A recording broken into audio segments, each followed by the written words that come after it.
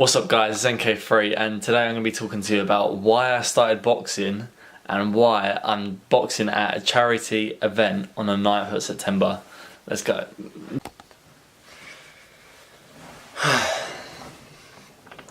So, excuse the mess, but anyway, let's get straight into the boxing and why I'm actually starting boxing and why I'm going on this little journey to fight on the 9th of September to raise money for charities. Let's get straight into it. I've been wanting to box for a while now. I would say I've been wanting to box for 2 years. Like when the first little idea came into my head, I was like, oh yeah, I would love to box, like love to spar, and I never really knew how tough it was. I still don't really know how tough it was. I've been to one training session at the moment and my body is in bits. I've got another one tonight, so I'm looking forward to that.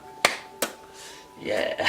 But I always knew it was going to be tough and I just wanted to put myself under that pressure and have that challenge to actually go out and do something. So this has come about and I'm taking this opportunity. Toby's doing it with me and we're both doing it for charity, so link is below for my donation page. If you do want to donate anything, literally £1 will make a massive difference, or whatever you want to donate. One person's already donated £15, so I'm so grateful for that. Whatever I earn throughout this and raise, it'll be amazing. So please help a good cause, and you never know what could happen. It's all for cancer research. So why I actually started boxing, and it's going to be a little bit deep, this video, but I feel like I need to talk about it. And I think it goes way back to primary school, literally to primary school, where my year was 30 kids,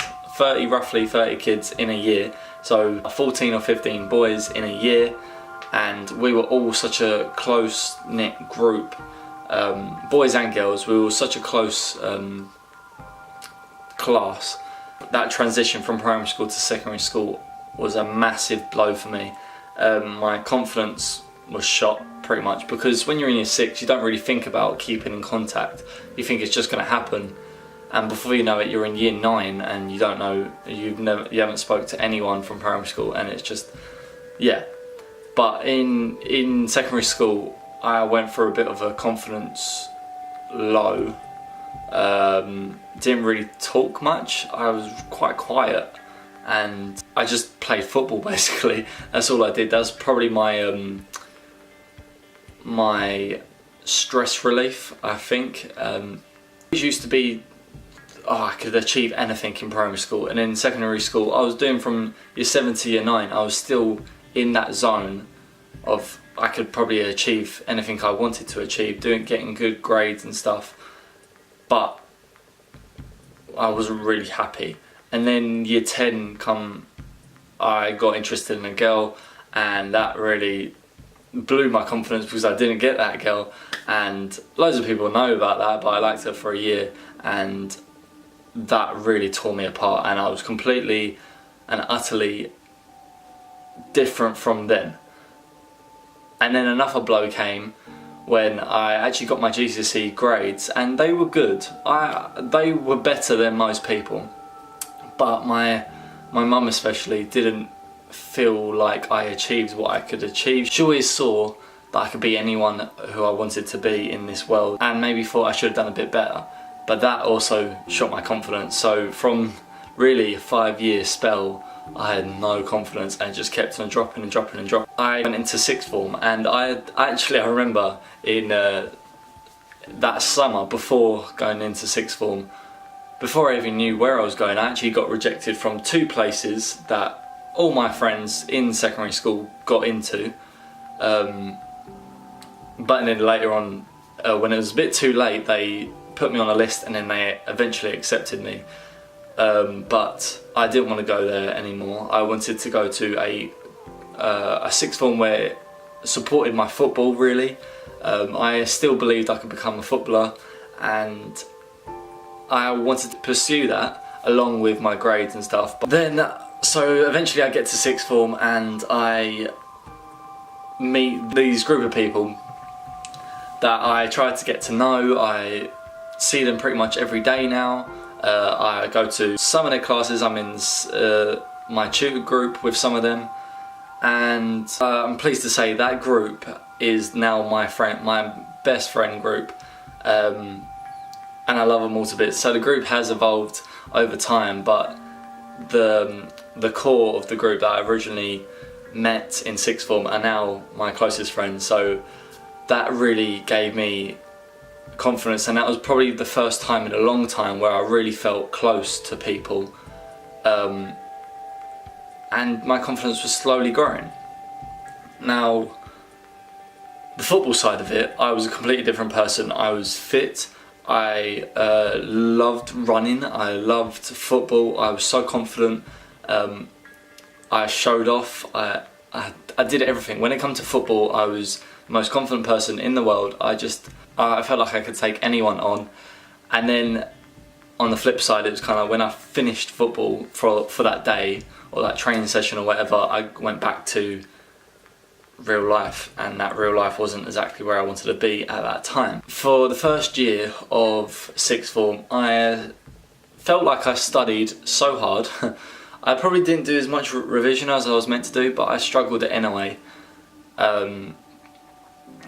And my grades at the end of the year were terrible. I had the best year of football and the worst year possible for grades. So football up here, grades were rock bottom, and I wanted, if I could sacrifice a bit of football to get these grades high, I would have. But my coach at the time was saying, do you know what, one more year of football and you could be anywhere. Just make sure your grades are up to standard and you could go places. Because football is not just about football. You need to have your life in check to be organised, to timekeeping skills. You have to be an all-rounded good person to progress in football. Football is not just kick a ball and run around like many people think. Year 2 came along in sixth form, and I struggled to have them both together, and I felt like sacrifice a bit of football to get them grades will be better. So that's what I did, but in the end it turned out that I was missing a lot of football, not happy with it.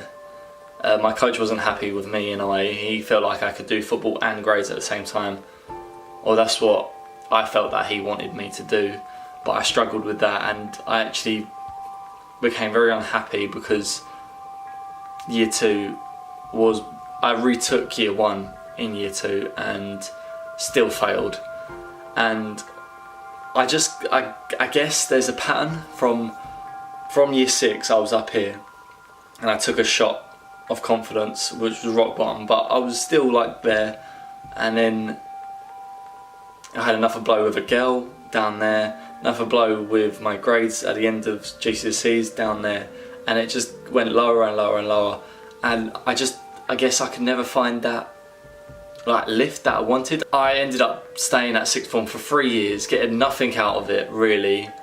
It was a total waste of time, but I guess when I look back at it, I met some incredible people who are my friends now, so I take that as, that's why I went to sixth form, because I met a great group of friends, and their support and just them being around me is just such a great thing to have, and I feel like I'm becoming a better person through my friends. So I forgot to mention that I got a girlfriend in sixth form, split up with her after 9 months. Then Lisa now is my current girlfriend. She was my second girlfriend, she was actually the one that come up to me and said, I know you through this person, do you want to come and meet my friends? And that's how I got to know them. So she was actually the one that brought me into the group, and in the end we became boyfriend and girlfriend, and are still actually running right now. So so that's been like 4 years, almost 4 years. 4 years in September.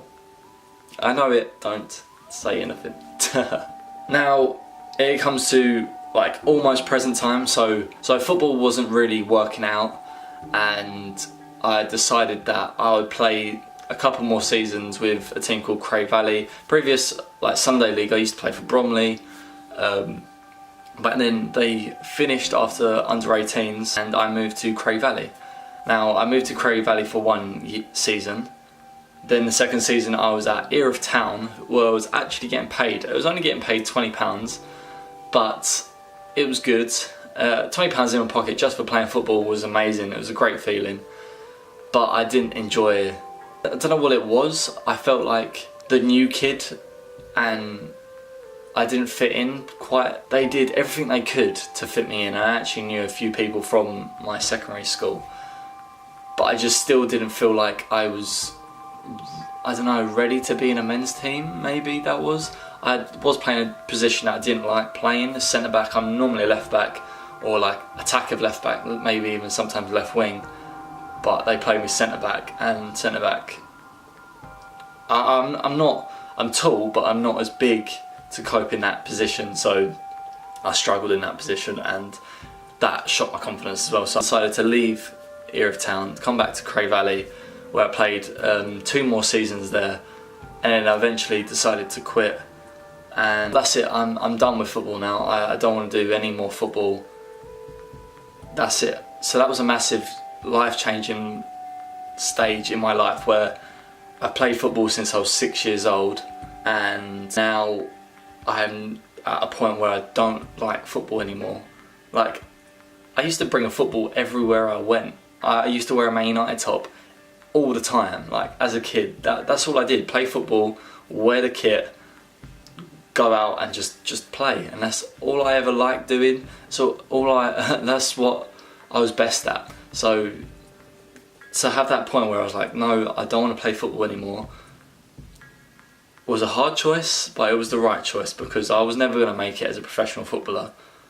At that point, I could have 2-3 years ago, but at that point, no, I wasn't committed anymore. I didn't find it fun anymore. I felt like it was a waste of time. So I decided to quit, yeah. And I feel like maybe that challenge, I missed that challenge basically. And boxing now is something that I'm getting into. Toby actually asked me to do this, to do the 2 months training, then fight in September. It's called the UWCB event. I think it's UWCB. Yeah, raising for charity. And do you know what? I was like, give me some time to think. But in my head, every time I thought about it, every single day, I thought, do you know what? I need to do this. I need to challenge myself again. And I said yes. I haven't felt on top of the world like I did in primary school. And I know I was only young, and kids will be kids and stuff, and they enjoy their life anyway, whatever's happening. But I never continued that through secondary school or sixth form. And only now, really, or a year ago, I've been picking up where I left off years ago. So that's partly why I'm making a YouTube channel. That's partly why I'm challenging myself to do things. Vlogging and filmmaking is difficult, don't get me wrong, but I do love it. I do love editing, and now I'm getting into boxing, so that is really why I'm doing it, because I want to get back to where I was years ago. Thank you for listening to that. That has been going on for a long time. I've been talking for a while. Just needed to get that off my chest. It's something I've been thinking about for a while. Like, how did I let myself get like that? I'm honestly, I still don't know the answer to that. What's in my control is I'm going to try from now on to be as better of a person as I can, and I've been doing that for a year, I believe. So, well, ever since I started making YouTube videos. Obviously I've hit bumps in the road where I haven't been producing videos, or other things have gone wrong in my life, but I'm getting there. I'm achieving what I want to achieve now, and yeah, I'm just dreaming big. That's all I'm doing. So thank you for watching. If that was boring, I'm sorry.